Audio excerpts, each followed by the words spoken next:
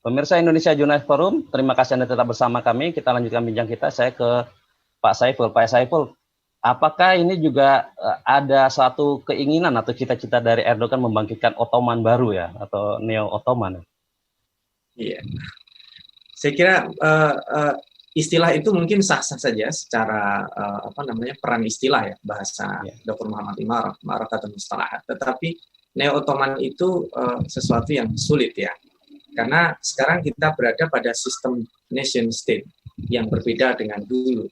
Jadi euforia tentang mengembalikan itu lebih kepada spirit mungkin ya, bahwa di masa lalu kita punya kakek moyang begini, masa Turki sekarang gini-gini aja, malu dong, itu ya. Nah, dan spirit ini yang masa lalu itulah memang diperlukan. Jadi saya kira lebih dari bukan sekedar Neo Ottoman, dan Neo Ottoman itu kan frasa ya. Frasa apakah itu mengancam atau menghadirkan secara internal itu menghadirkan sesuatu yang heroik, di saat yang sama mengancam pihak lain, itu saya kira itu kecerdasan diplomasi Erdogan. Dia tidak dengan terang-terangan mengatakan itu, saya kira. Dia lebih sekarang itu menampilkan AKP yang humanis, yang dia fight against-nya itu pelanggaran HAM. Dia ingin bermain di Timur Tengah juga seperti yang dijelaskan tadi Ustadz Samsi Ali, dan kecerdasan strategi dia justru geostrateginya itu dia berangkat titik tolak dari simbol ini. Jadi simbol masjid ini digunakan untuk melakukan geostrategi. Geostrateginya dia, saya kira kalau untuk dikatakan sebagai Neo Ottoman mungkin tidak ya, karena Neo Ottoman kalau dimunculkan dengan isu sekarang yang Islamophobia seperti yang dikatakan Prof. Sudarnoto tadi, dan di saat yang sama secara global yang sedang memerangi terorisme, radikalisme, dan apalagi itu Neo Ottoman itu khilafah, ini kata-kata yang sensitif kan sekarang ini, jangankan orang lain di Indonesia aja kalau kita nyebut khilafah aja sensitif gitu. Jadi saya kira justru akan the marketing pada dia. Ini sudah saya kira langkah yang cerdas sekali. Dia bisa menyatukan emosi umat Islam, tarohum dengan bahasa internal, di saat yang sama dia melakukan tarohumnya itu dengan mutual understanding, sama-sama tahulah kita punya kepentingan, dan itu bergaining Turki di Libya terlihat saat ini.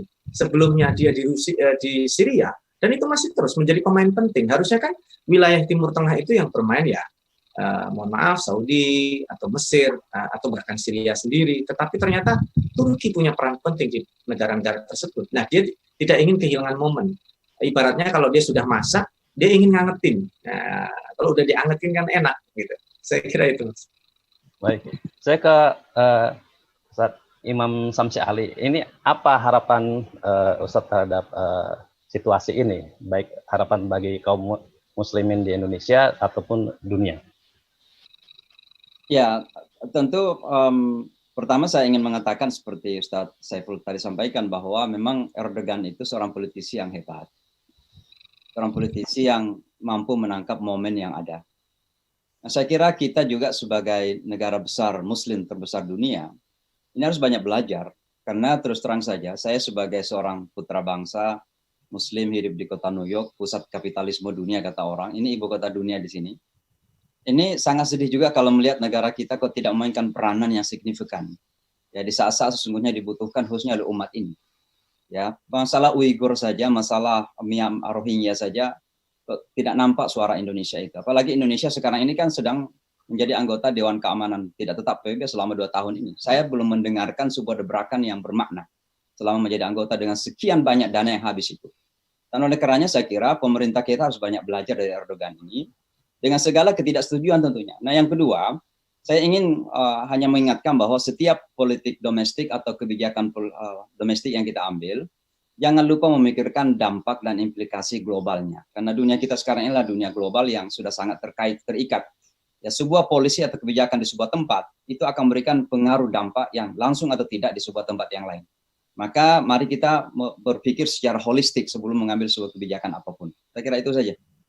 Baik, terima kasih. Prof. Noto, bagaimana Prof? Ya. Apa yang diharapkan? Ya, yang diharapkan pertama mirip ya tadi yang disampaikan, karena kita ini adalah dunia yang tidak terpisah. Sekarang itu dunia itu semakin mengecil ya, semakin dekat. Karena itu resonansi yang terjadi di beberapa tempat itu sangat terasa menjadi global memang. Karena itu saya kira narasi yang perlu kita kembangkan itu adalah Islam wasati, atau wasatiyatul Islam. Dan Indonesia sangat berpeluang, apalagi dalam pertemuan 2 atau 3 tahun yang lalu di Bogor, itu Presiden sudah menyatakan bahwa Indonesia menjadi pusat wasatiyatul Islam tingkat dunia. Nah, tapi ini belum dikerjakan gitu, belum dikerjakan. Nah, karena itu sudah waktunya sebenarnya kita Indonesia tampil, umat Islam tampil untuk mengedepankan wasatiyatul Islam, Islam rahmatan lil alamin. Jadi kerahmatan itu ya kerahmatan ekonomi, kerahmatan politik, kerahmatan kemanusiaan, kerahmatan alam dan sebagainya. Jadi pekerjaan yang tidak mudah karena terkait dengan banyak faktor, termasuk faktor faktor interaksi global satu dengan negara-negara lain. Nah, itu yang pertama. Yang kedua, menurut hemat saya secara internal umat Islam itu harus bersatu. Harus bersatu. Kalau tidak bersatu, sudahlah sulit untuk memainkan peran. Oki ya tadi sudah ya. Oki itu sebenarnya penting ya. Tetapi ya menghadapi persoalan internalnya sendiri. Isu Israel Palestina, nah itu di Palestina sendiri itu juga faksi-faksi itu ya berkelahi ya. Fatah, Hamas dan sebagainya. Kemarin saja karena ada rencana aneksasi 1 Juli mulai bersatu. Tapi menurut hemat saya itu penting persatuan.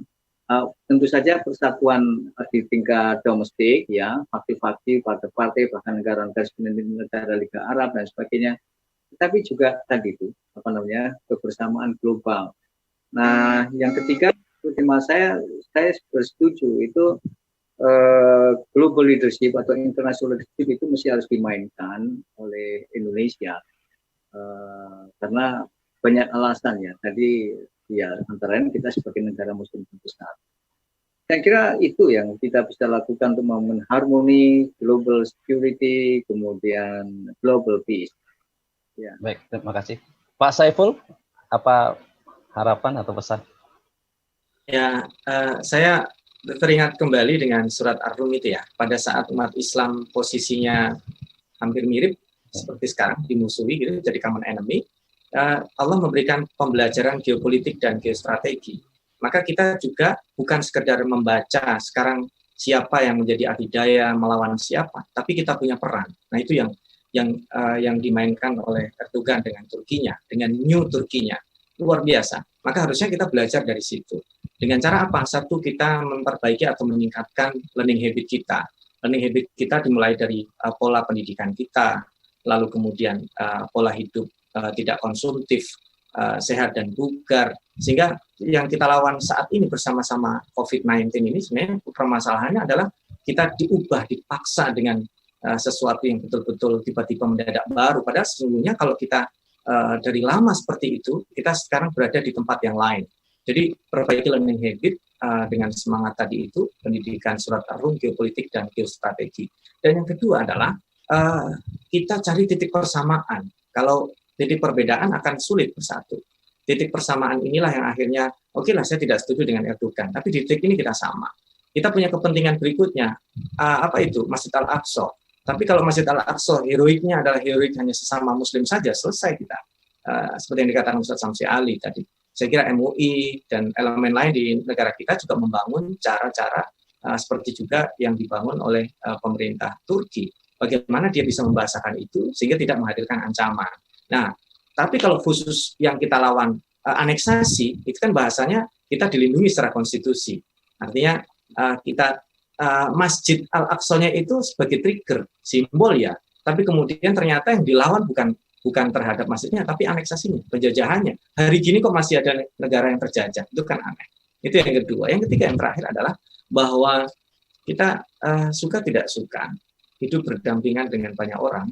Dan Islam memang rahmatan lil alamin, bukan hanya rahmat bagi alam semesta kita ada, tapi persiapan futuristik kita, multiversi kita akan hidup sebagai apa? Bisakah nama kita bertahan, didoakan oleh orang-orang baik setelah kita, itulah misi kebaikan yang harus kita tanamkan. Saya kira itu, Mas Imam. Terima kasih. Baik, terima kasih Pak Saiful. Pemirsa Indonesia Journalist Forum, Hagia Sophia memang sebuah bangunan. Tapi bangunan ini punya arti tidak hanya bagi umat Islam, tapi juga bagi umat yang lain. Namun, apa yang dilakukan oleh Erdogan telah memberikan dampak tidak hanya bagi umat Islam di Indonesia, tapi juga umat Islam dunia. Sebagian memang berharap ada memberikan sebuah pencerahan, sebagian lagi berharap memberikan sebuah mimpi, memberikan sebuah tanda bahwa Islam bisa bangkit. Ikutin terus Indonesia Journalist Forum di TV-mu, web streaming, dan juga YouTube.